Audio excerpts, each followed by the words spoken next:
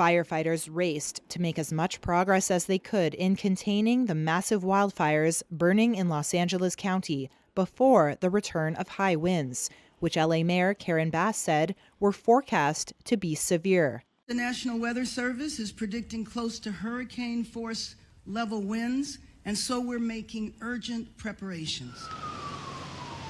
The Palisades Fire and the Eaton Fire have claimed the lives of at least 24 people, leveled whole neighborhoods, and burned an area the size of Washington, D.C.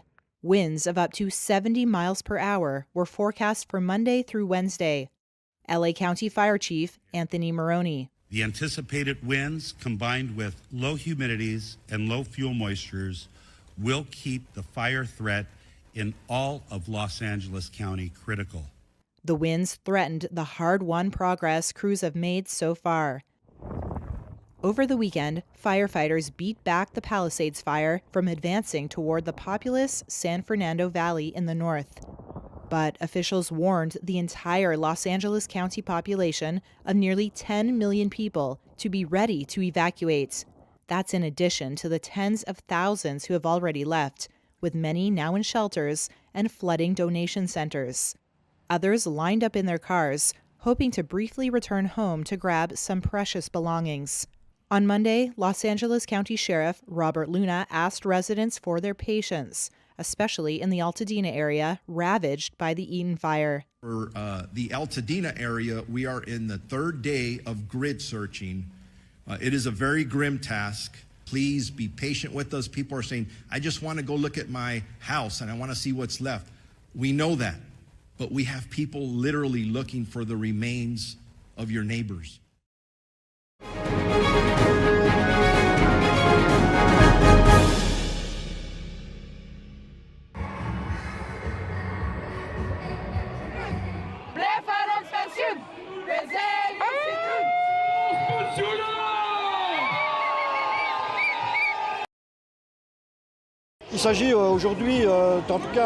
This is a wake-up call to the government's negotiators, because according to the information we are hearing, very concrete measures are to be taken with regard to pensions, which will have an impact on all workers in this country, and particularly on the railway workers whom I represent, since the preferential schemes, as they are called, will be abolished, resulting in longer careers and having a financial impact on the total amount of pensions.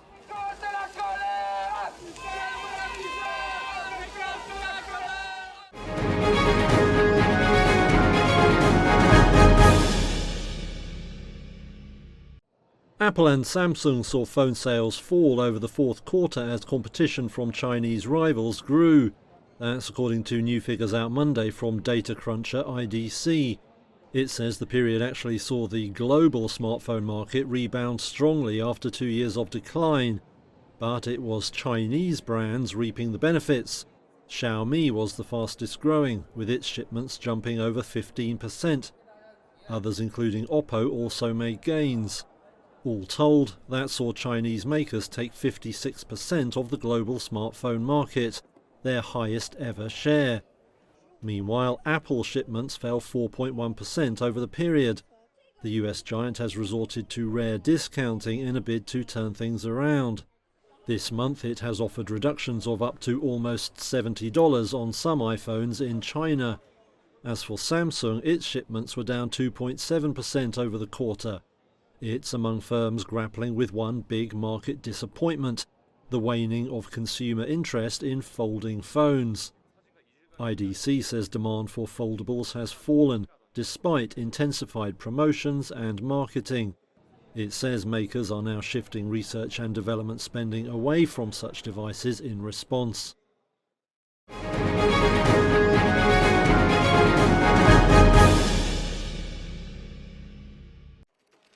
Among President-elect Donald Trump's nominees for top positions in his administration, Pete Hegseth is one of the most controversial to face Senate confirmation hearings. Here's what we know about Trump's pick to be the next U.S. Secretary of Defense.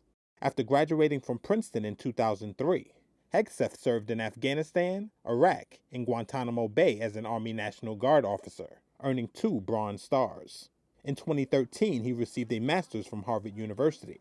but the former Fox News personality has been criticized for lacking the management experience needed to lead 1.3 million active duty service members and the nearly 1 million civilians who work for the nation's military. Since Trump tapped Hegseth for the job, allegations of alcohol abuse and sexual misconduct emerged. A California police report showed a woman filed a sexual assault complaint against him in 2017. Hegseth was never charged and has denied any wrongdoing. He has also denied allegations of excessive drinking and financial mismanagement at veterans organizations. He was bombarded with questions about these accusations during a meeting with senators back in December on Capitol Hill. You misspent funds, mistreated women, were intoxicated on the job. Do you have any comment about that reporting at all? Okay, guys, we're not doing questions. It's like a gaggle in the locker room after being coach. So that article suggests you have an alcohol problem. Okay, thank you guys. Thanks, guys. Despite allegations of misconduct in his private and personal life, Trump has reiterated his support for Hegseth. Hegseth spent much of the past few weeks in the Senate, meeting with Republican senators whose support he must win to secure the 51 yes votes he will need to be confirmed to lead the Pentagon. To date, there has been no public announcement that any Republican will not vote for Hegseth. The Armed Services Committee will vote on Hegseth's nomination after hearing his testimony, sending it for consideration for the full Senate.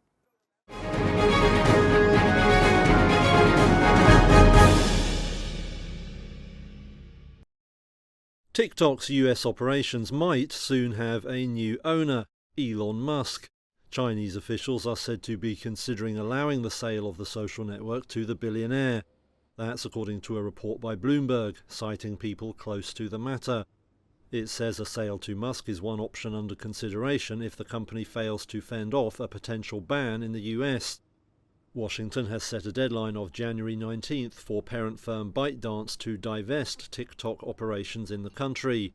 US policymakers claim the social network is a risk to national security, given its access to vast troves of data on American users. That's something the company has always strongly denied. Now Bloomberg says China would prefer TikTok to stay under the control of ByteDance, in which it owns a so-called golden share.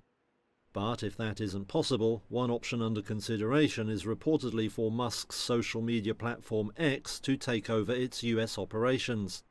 Responding to the claim, TikTok said it wouldn't comment on pure fiction, and there was no immediate comment from other parties. The proposed US law that forces a sale or ban of the app is currently being considered by the Supreme Court.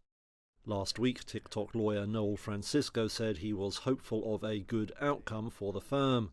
The justices are extremely engaged. They fully understand the importance of this case, not only for the American citizens of this country, but for First Amendment law generally and the rights of everybody. However, experts say the justices seem inclined to uphold the law, putting their focus on national security concerns.